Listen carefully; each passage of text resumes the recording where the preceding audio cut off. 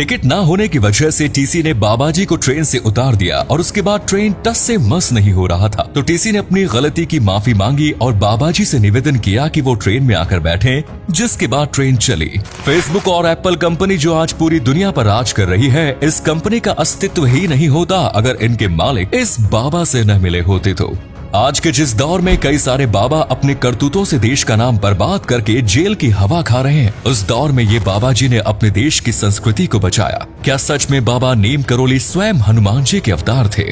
आज के इस वीडियो में हम बात करेंगे इस दुनिया के सबसे चमत्कारी बाबा जिन्हें नीम करोली बाबा के नाम से जाना जाता है और उनके 10 चमत्कारों के बारे में। So let's begin. दोस्तों, जब साल 2011 में एप्पल कंपनी के मालिक स्टीव जॉब्स की मौत हुई, तब उनके तकिए के नीचे से एक फोटो निकला और वो फोटो भारत के आदमी का था जिनका नाम था नीम करोली बाबा। नीम करोली बाबा इतने ज्यादा प्रख्यात थे कि हिंदुस्तान ही नहीं बल्कि दुनिया के कई देशों में उनके भक्त मौजूद हैं।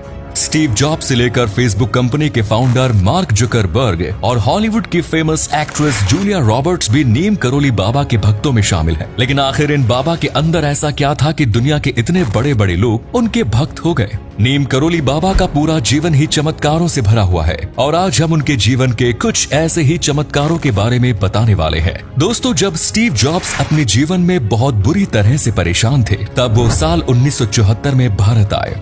भारत आकर वो उत्तराखंड में स्थित कैची धाम में गए। कैची धाम आने का स्टीव जॉब्स के जीवन में इतना प्रभाव पड़ा कि यहाँ से वापस जाते ही उन्होंने एप्पल कंपनी की स्थापना कर दी और आज एप्पल कंपनी किस मुकाम पर है ये बात तो हर कोई जानता है। नीम करोली बाबा के इस कैची धाम पर गूगल के फाउंडर लैरी पेज और फेसबुक के फाउंडर मार्क जुकरबर्ग भी आ चुके हैं और उन्होंने खुद इस जगह की अलौकिकता का वर्णन किया है। फेसबुक अपने शुरुआती दौर में बहुत ही मुश्किल से गुजर रहा था। तब फेसबुक के फाउंडर मार्क जुकरबर्ग ने अपने मेंटर स्टीव जॉब्स से सलाह मांगी और उन्होंने मार्क जुकरबर्ग को भारत में कैची धाम आने की सलाह दी। मार्क जुकरबर्ग ने नरेंद्र मोदी के साथ एक मीटिंग में खुद इस बात को कबूल किया है कि कैची धाम से वापस लौटने के बाद उनके जीवन में हर चीज पॉजिटिव होने लगी और देखते ही देखते फेसबुक आसमान की ऊंचाइयों पर पहुंच गए। जिस समय मार्क जुकरबर्ग ने ये बात मीडिया के सामने बताई, उसे सुनकर खुद नरेंद्र मोदी भी हैरान थे। दोस्तों, उत्तराखंड के नैनीताल में स्थित है नीम करोली बाबा का कैची धाम, जहां भारत ही नहीं बल्कि दुनिया के अलग अलग हिस्सों से लोग आते हैं। इस स्थान को बाबा नीम करोली ने बनवाया था,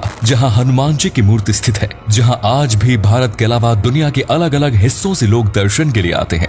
बाबा नीम करोली के बचपन का नाम लक्ष्मी नारायण शर्मा था। उन्होंने 11 साल की आयु में ही अपने घर का त्याग कर दिया क्योंकि वो इस सांसारिक मोह माया से ऊपर उठ चुके थे। लक्ष्मी नारायण से नीम करोली नाम पड़ने के पीछे भी एक चमत्कारिक कहानी है। दोस्तों, बात उस समय की है जब भारत आजाद नहीं हुआ और हिंदुस्तान में ब्रिटिश शासन था। घर छोड़ने के बाद बाबा नीम करोली जगह जगह भटकने लगे। एक बार वो ट्रेन के एसी कोच में बिना टिकट लिए चढ़ गए और जब टीसी ने उन्हें बिना टिकट के पकड़ा तो ट्रेन को बीच जंगल में रोककर ही बाबा नीम करोली को ट्रेन से नीचे उतार दिया। बाबा शांत मुस्कुराते हुए वहीं किनारे पर बैठ गए, लेकिन जैसे ही ट्रेन के ड्राइवर ने ट्रेन को आगे बढ़ाने की कोशिश की, ट्रेन अपनी जगह से 1 इंच भी नहीं हिली। टीसी और ट्रेन के ड्राइवर ने इस बात को समझने की बहुत कोशिश की कि आखिर दिक्कत क्या है, लेकिन उनके समझ में कुछ भी नहीं आ रहा था। आखिर में कुछ लोगों ने टीसी को बाबा नीम करोली के चमत्कारों के बारे में बताया और टीसी को भी उनसे हाथ जोड़कर माफी मांगनी पड़ी। लेकिन ट्रेन में चढ़ने से पहले उन्होंने उसके सामने 2 शर्तें रखी कि जिस जगह पर उन्हें उतारा गया वहां पर एक स्टेशन बनाया जाएगा और कभी भी वो किसी भी साधु संत से इस तरह का व्यवहार नहीं करेंगे।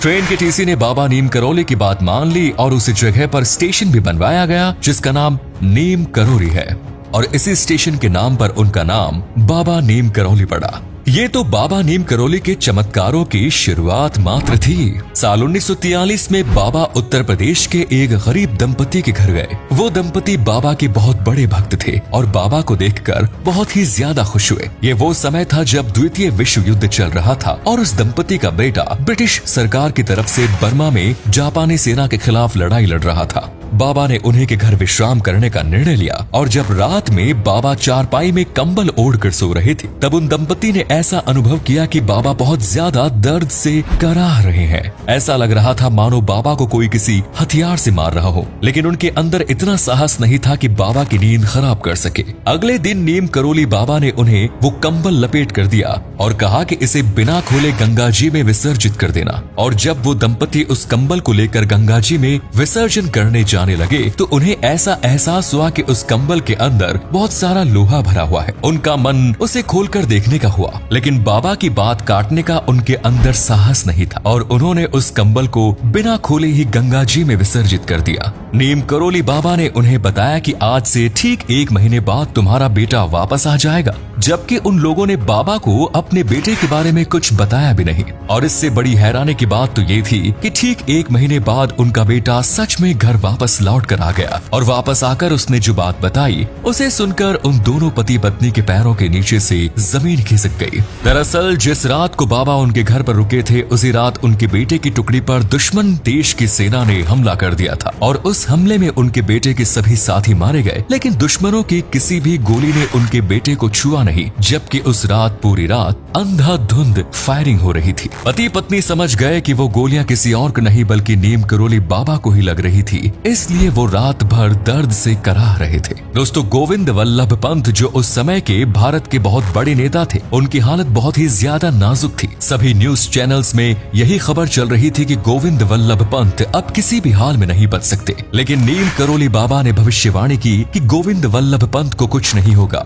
अभी वो बहुत जिंदगी जीने वाले हैं। और हुआ भी वही, गोविंद वल्लभ पंत अपनी मौत के मुंह से वापस आ गए। नीम करोली बाबा से देश विदेश से लोग मिलने आते थे और एक आदमी उनके पास बांग्लादेश से आया जो उस समय पाकिस्तान हुआ करता था। उस आदमी को देखते ही कहा कि तुम चिंता मत करो, तुम्हारा भाई बहुत जल्द दुश्मन की गिरफ्त से रिहा होगा और वो देश पर राज करेगा। बाबा की बात सुनकर वो आदमी बहुत ज्यादा असमंजस में पड़ गया, क्योंकि उसका भाई पाकिस्तान के कैद में था और वहाँ की अदालत ने उसे फांसी की सजा सुना दी थी। लेकिन बाबा की भविष्यवाणी सच हुई और जिसके लिए बाबा ने भविष्यवाणी की थी वो आदमी कोई और नहीं बल्कि बांग्लादेश के पहले राष्ट्रपति शेख मुजीबुर रहमान थे। और ये बात उनके छोटे भाई ने खुद बताई, जिनसे बाबा ने ये बात कही। दोस्तों, एक बार बाबा ने शिप्रा नदी के पानी को ही घी में बदल दिया था। दरअसल उनके कैची धाम में भक्तों के लिए प्रसाद वितरण चल रहा था और प्रसाद बनाते वक्त भी घी खत्म हो गया, जिसके बाद नीम करोली बाबा ने अपने भक्तों को शिप्रा नदी का पानी भरकर लाने को कहा। और जब उनके भक्त बर्तनों में शिप्रा नदी का पानी भरकर लाए और ऊपर आकर उन्होंने देखा तो बर्तन में पानी नहीं बल्कि घी भरा हुआ था। इतने चमत्कारी थे बाबा नीम करोली। बाबा नीम करोली के सबसे बड़े भक्त रामदास, जिनका असली नाम रिचर्ड एल्पर्ट था, हार्वर्ड यूनिवर्सिटी में एक बहुत बड़े प्रोफेसर थे। शुरुआत में वो बाबा नीम करोली के भक्त नहीं बल्कि उनका टेस्ट लेने आए थे। एक दिन जब रिचर्ड आसमान की तरफ देखकर रो रहे थे, तब बाबा ने उनसे कहा कि तुम अपनी माँ को याद करके रो रहे हो, जिनकी मौत कैंसर से हुई थी। बाबा के इस बात को सुनते ही रिचर्ड उनके सामने नतमस्तक हो गए और उन्होंने हिंदू धर्म को स्वीकार कर लिया। उन्होंने अमेरिका में सेवा फाउंडेशन की स्थापना भी की, जिसे खुद स्टीव जॉब्स फंड देते थे। हॉलीवुड की बहुत बड़ी स्टार जूलिया रॉबर्ट ने तो बाबा नीम करोली की केवल फोटो देखकर ही हिंदू धर्म को अपना लिया। साल 1973 में बाबा नीम करोली ने जब अपने शरीर का त्याग किया तो वो अस्पताल में भर्ती थे और उन्होंने खुद अपना ऑक्सीजन मास्क हटा दिया था और वो राम राम का भजन कर रहे थे।